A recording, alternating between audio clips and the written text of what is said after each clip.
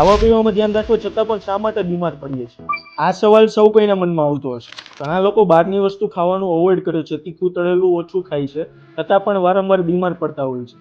ડેઇલીની exercise, yoga, time to time સૂઈ જવું, છતાં પણ ઇમ્યુનિટી સારી નથી રહેતી અને બીમારીઓ ઘર કરી જાય છે. શું તમને ખબર છે, બીમાર પડવાનું એકમાત્ર કારણ બહારના ખાવાના લીધે નથી હોતું. ઘણીવાર તમે શું વિચારો છો, કેવું સ્ટ્રેસ લ્યો છો એના પર હોય છે.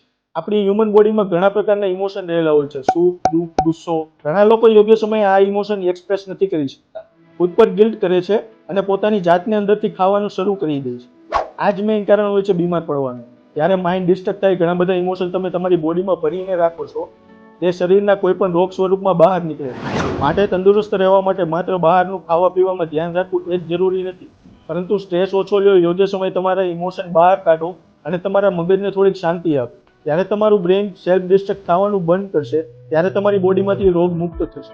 અને આવી જ હેલ્થી ટિપ્સ માટે અમારા પેજને ફોલો કરો.